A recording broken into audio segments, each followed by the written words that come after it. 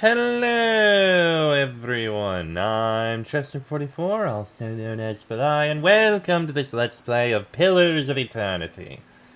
Last episode, we had gone a fair bit deeper into the, what's it called? The Endless Paths of Ad-Nua. We'd made some good distance, and managed to find the tablet that Kana was looking for. Or the remains of the tablet, unfortunately. It was sadly destroyed, and the person he was looking for had gone mad and turned undead. We tried to give him a boost to his confidence or something like that, and hopefully he'll remain optimistic about things. That said, we have also gotten a couple other quests. One involving going over to Kragholt Bluffs to help deal with a wizard that happens to be there, or a group of people trying to attack the wizard. That's a very high-level thing that we won't be doing. And we also have a quest over in the White March, which is the expansion content. Because yes, there's an expansion. I did a lookup to see what level it's expected you're supposed to go up and do this, and it seems people are generally saying that it's made to be around level 8 or so, which we are. But we can try and get a little stronger, just for the sake of getting stronger. So I'll try and do a couple more main quests and stuff, and exploration and stuff like that, and after another level or two, we'll go take care of it. I think that could work. Half of it, anyway. There is a second half, and I don't remember what level that's expected to be, but we'll take care of things later. For now, let's continue on, and I am going to continue with the main quest, heading to Brackenbury. We happen to have a side quest that we can go there for too, for Aloth, over in the Sanitarium. So we'll head there and see if we can deal with that. I'd like to try and help Aloth. Oh! Odana Fairguest. Prestigious visitor leaving in 8 days. A hero of the Saints' War has arrived at the stronghold. She's asked for an audience with you. Of course this happens as soon as we leave. Okay, fine. Back to Cadnua.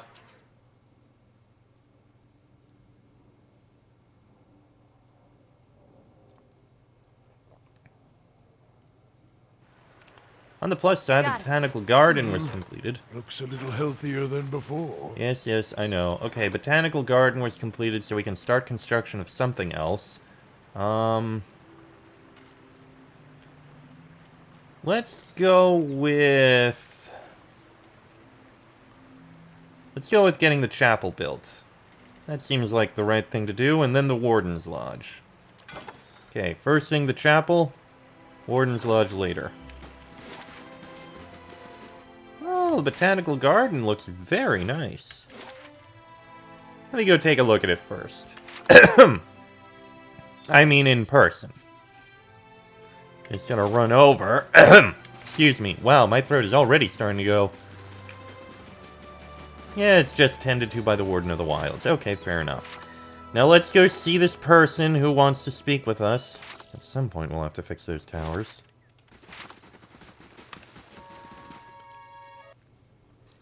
Okay, let's see here. Hello there. My lord, I don't wish to trouble you, but I could use your help in a personal matter. Very well, let's hear it. You call your allies together and motion for the petitioner to step forward.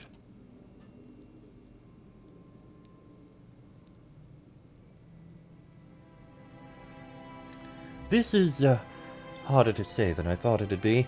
My name is Odana. I fought in the Saints' War, same as most of my kin.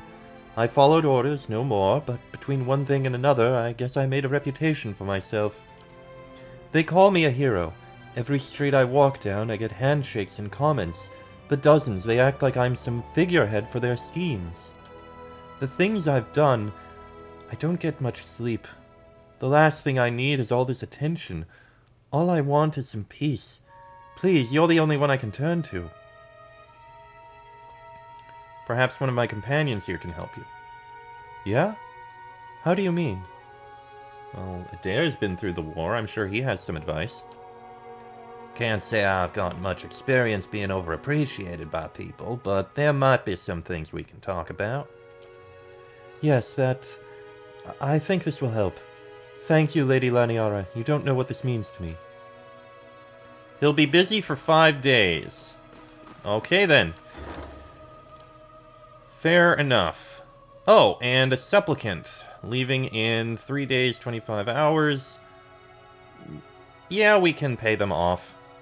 We have enough that we can do that. And it looks like we gotta take, Pallegina with us now. Okay, fair enough.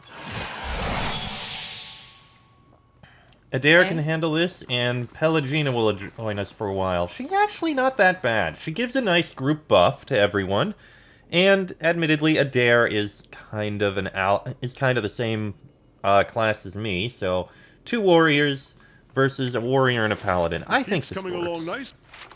Okay, now that that's handled, let's head back down and see if we can take care of Aloth's little problem. Come on, let's go. Back to Brackenbury again. You know, one thing I'll say I'm actually glad about is that the time limits aren't Bring actually... back the feisty one. There's a woman can do some damage squeezing her legs together. It isn't a parlor trick. Besides, she doesn't take orders well. She has backbone, that woman. Does it scare you? No, but I won't be responsible for what happens if you call her whore. Right. Okay. Moving on. As I was saying, yes, I'm glad that there isn't a time limit for a lot of things. I mean, there are a few things that have a time limit, but it doesn't actually... It's not actually a huge problem most of the time, and they can be dealt with fairly easily. Okay. This way. Let's head inside. Okay. Should probably talk with the guy in charge here first. Well met, friend. Let's see. Does anyone here know anything about awakenings? There's an animancer on the lower floor who came all the way from Revua to study them. Take the stairs down and look for Belisage. You may have a member of the Leaden Key in your midst. Iselmyr groans and the stone around him shudders. I could have done without hearing that today. Many have their intrusions been into our affairs. Of course, one can seldom be certain whether they've meddled or whether calamity has struck on its own, but a few of their less skilled infiltrators have been exposed from time to time. They are a perpetual nuisance.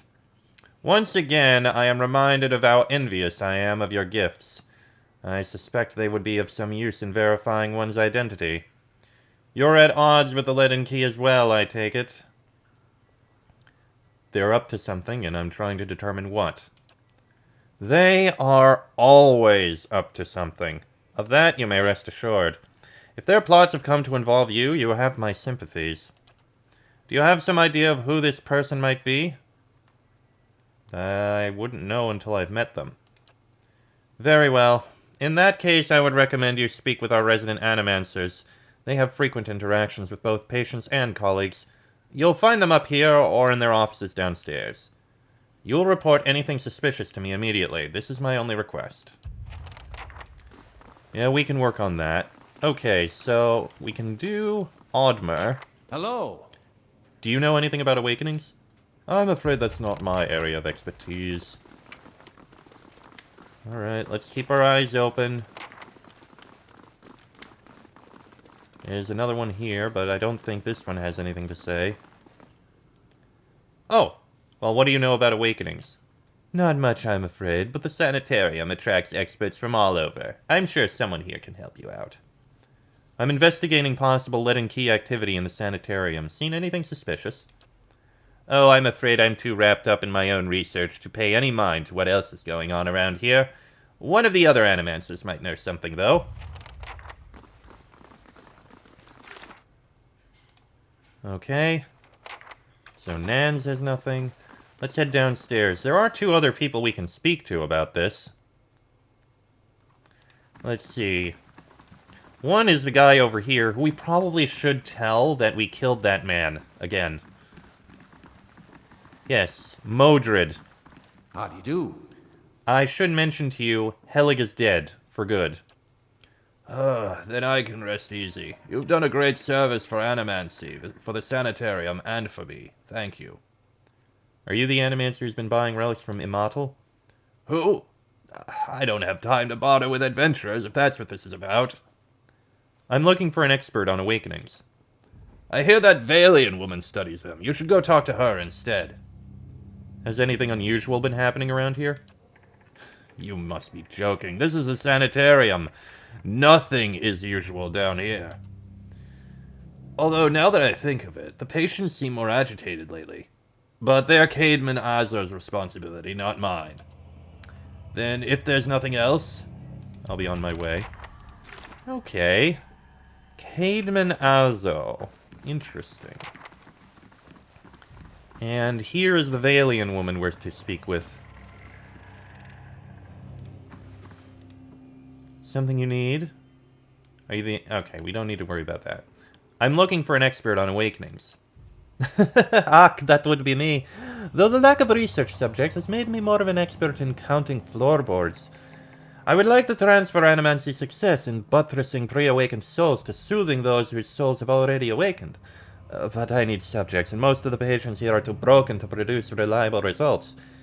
It is a tragedy to have come so far for nothing. Well, you're in luck. I have a volunteer. Gellard, who is it?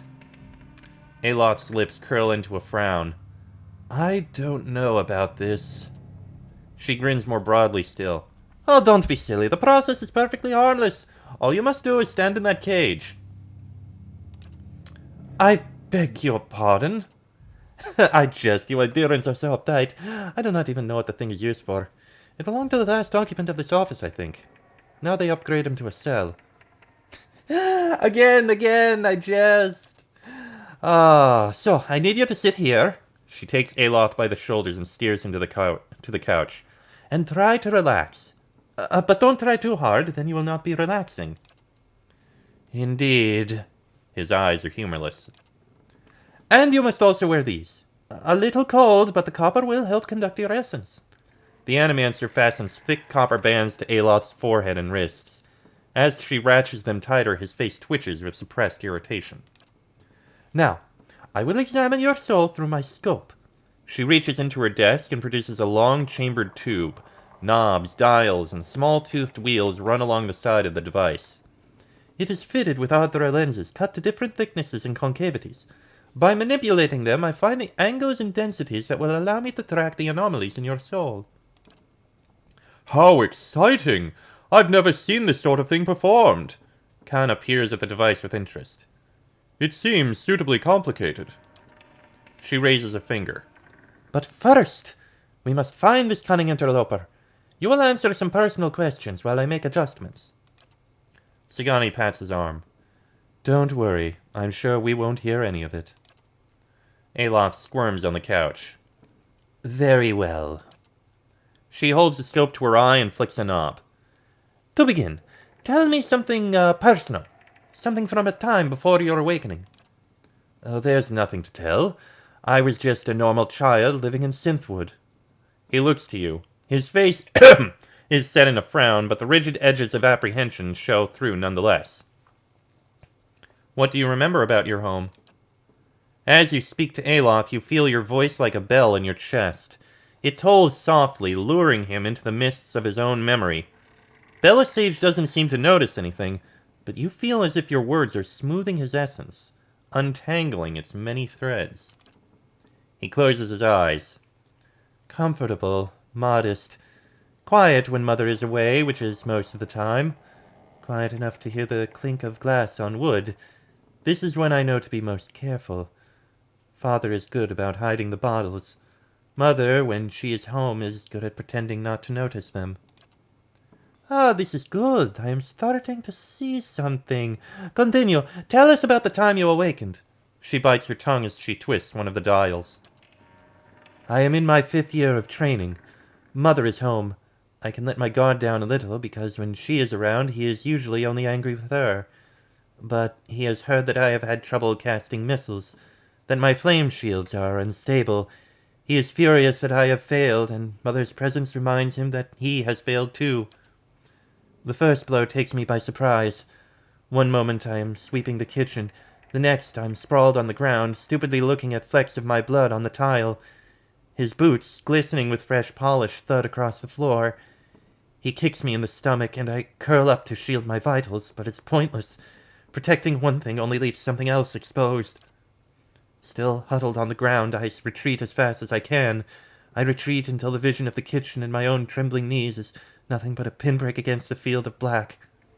His jaw locks and his eyes twitch beneath their lids. Maldiccio! Bella Sage furiously cranks the knobs along her scope. He hypnotized himself with his old memory. You've got to bring him out of it. Quickly, I almost have it. You're safe. Everything's fine, Aloth. Aloth's eyes snap open, but the expression you see in them isn't his. He's never safe when I hap upon him. Bella Sage sucks a deep breath through her teeth. That's it. I'm seeing a shift in his essence. Something spreading and congealing. She glances at you over her scope. Keep talking. He seems to respond to you. What brought you here? Cracking bones and voices high in ire. That warm molasses feeling that creeps down when you're gutted when crisis is nigh. That's different. Perfetto! We have flares of a totally distinct essence. She jots shorthand notes onto the pages next to her and turns one clicking knob of her scope. Now, try to get the two of them talking.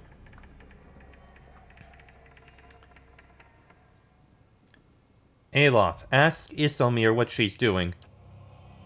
Aloth's face twists in fury. Stinking weed. Worming parasite. He bursts into sudden laughter. You'd say the same to your own kindled with twig when it betrays you. I think she has the advantage of you there, Aloth. Good, good, very good. She rests from her scribbling only to make another adjustment to her scope. I can now see two separate patterns of essence. Where he ebbs, the other flows. It's as if the awakened soul fills the spaces that he leaves empty. She prompts you with a circling of her wrist, quill still in hand. Go on. Iselmyr, what exactly are you taking from him? Nae more than I'm given. You should ask what I did that old man of his. How the last time he laid a hand on it, I break it in 3 places. Aloth's head jerks to the side. That wasn't your decision. It's never been your decision. I was awakening, but now I'm stuck with you, and damned if I let your Ninian drag us both through the scupper. Ach, very good. She lowers her scope and consults her notes. I think I've finally got something we can work with. I've tracked Iselmyr's essence throughout the exchange. She had a particularly high density index during the most heated portions of their argument, and her essence seemed to localize most clearly in the lower portion of the subject's left rib cage.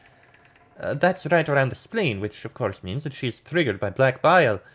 No doubt the subject's characteristic melancholy is to blame. Aloth blinks at you, and in the midst of his perturbation, you're not quite sure who's looking out of his eyes. That's utter horse shit! Black bile, is it? Oh, they've certainly spat their share. It is a simpler explanation than I expected, all things considered. She glares at him. Yes, never mind my years of training. I suppose you have a better explanation?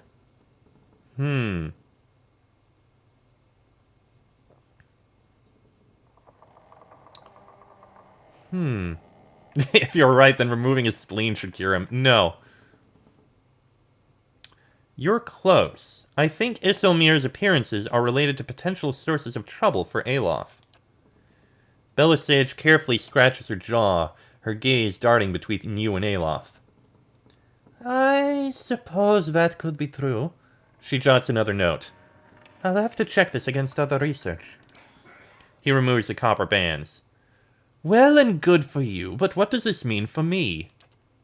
Bella Sage frowns at her notes, tapping her cheek with a quill and making a grand show of concentration. However, you catch her stealing a glance at you over the pages.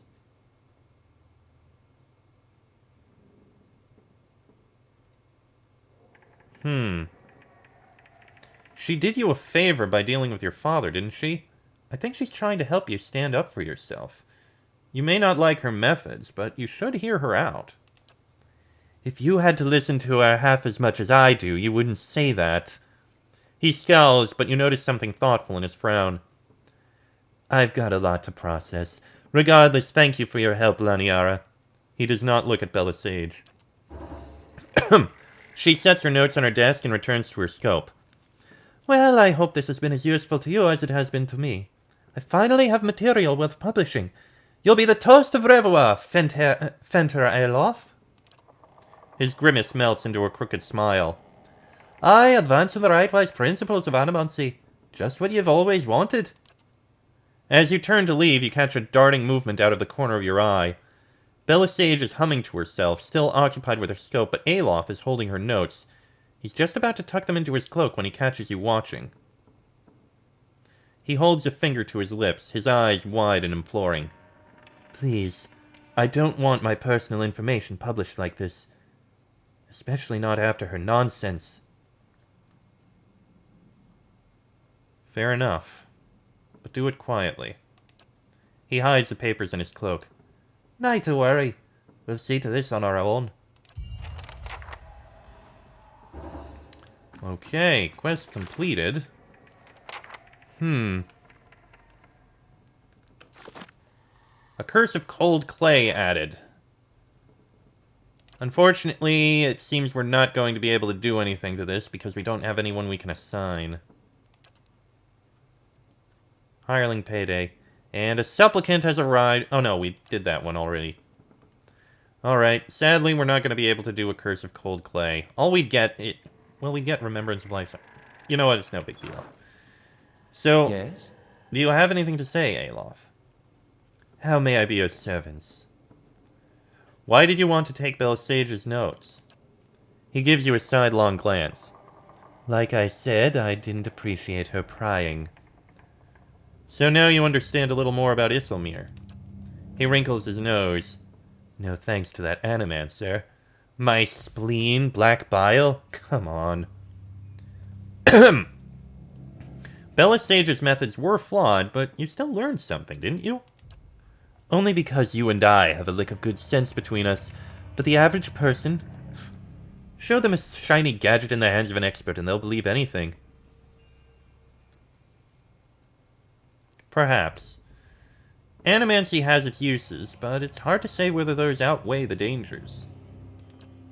It's too decentralized. There's no one to keep the practice in check, no uniform principles or guidelines. Putting that much power in the hands of a single authority is no better. Oh. Yes, you need someone in charge to regulate the practice. Quite so. Practitioners won't do it on their own. Mostly. About your parents. Yes? Why was your mother gone so often? She was invited to join a Heimneg with a landed thane when I was very young. His estate was a 5-day ride from our home in the Sithwood, so that was part of it. He gives you the smallest of frowns. The real issue, however, was my father. Despite his initial agreement with the arrangement, Father was never happy about it. He would hound and harangue my mother when she was home.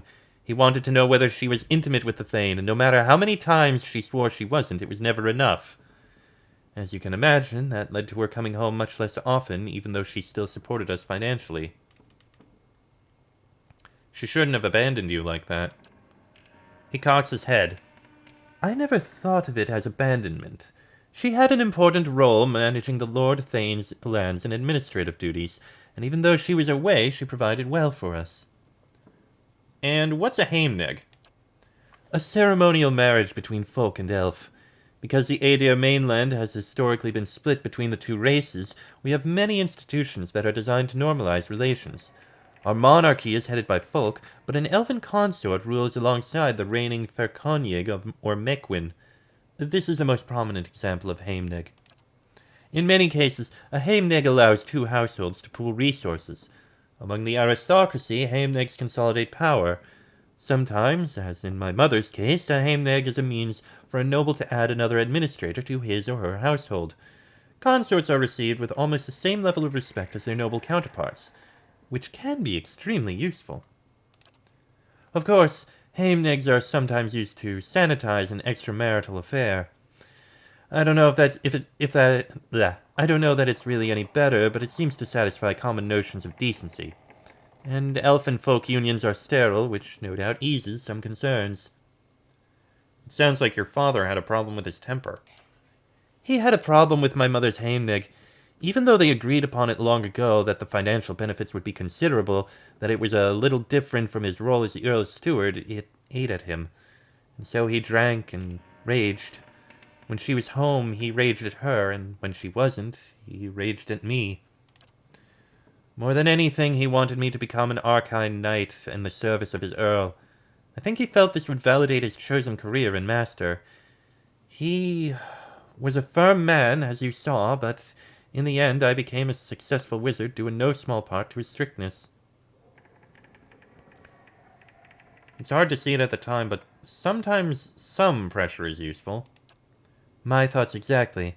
At this point, I can easily say that the skills I learned were worth the challenges. That's all I wanted to know. So, there is something I want to say. This whole idea that Aloth's awakening was caused by a very stressful and problematic event in his childhood past. This, I honestly don't know if it's meant to be an awakening in the same way as mine was. Mine was, or Laniara's was. Laniara's was effectively meant to be, what was it? Laniara's was basically, some magical thing happened and all of a sudden you've awakened and you've become a watcher. No, Aloth's sounds a lot more similar to what I've heard is the cause of... I'm probably going to give the wrong term here because the term has changed several times, but multiple personality syndrome. From what I understand, those who do end up with multiple personalities, they end up created by very stressful and very bad events in their childhood.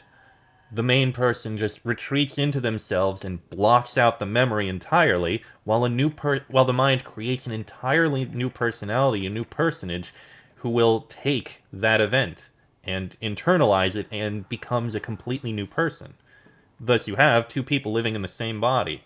By my understanding, sometimes if it was a really bad childhood, it can end up with more than two. By my understanding, most times the two personalities, or the other personalities, don't know each other exists. And they just switch between them. I don't know the reasons. I don't know the most about this, but this is the kind of thing I've heard. And I have to say, the fact that they put this in, that they took Aloth and they decided to go with the whole Awakenings thing, only to decide, no, we're going to take ideas from multiple personality syndrome and put that into his backstory. That is honestly the most interesting thing about all this. And I'm of the belief that, unlike all the other people who have the Awakenings and all this thing with souls, who the whole thing is the soul is awakened to a past personality and a past person who lived in the past and all that sort of thing, I'm of the belief that that is not the case for Aloth. I don't think Aloth awakened to a past self, or I don't think that Aloth awakened to a past self. I think Aloth does actually suffer from multiple personality syndrome. It's unique in that both sides, both personalities, are aware of each other and can even talk to each other, which I think I've heard some who suffer from multiple personality syndrome do have. But, yeah. That's my personal belief. Aloth isn't awakened. He deals with multiple personality syndrome. Again, I'm probably using the wrong term here. I don't remember what the right term is. But this is not something I've seen in any other game. Or really anywhere else. Where do you see it? It's a very interesting idea and a very interesting thing. And you'd think you could see it more, but yeah. There's probably no one who does deal with this regularly, who does look at it, but who does actually have it, who could say anything about it. But if you do, I'm actually curious about your opinions on Aloth and the whole situation with him. But that said, I should probably end this episode here. Sure. Because it's gone on about long enough. Next episode, with Aloth, with Aloth's quest dealt with, I think it's time we head into the Sanitarium itself and see what we can do about the leaden key. This should be interesting. But that'll be in the next episode. So until then, I am Chester44, also known as Fly. That is Laniara, Palagina, Durance, Aloth, Kana, and Sagani. This has been a Let's Play of Pillars of Eternity, and I shall see you all next time.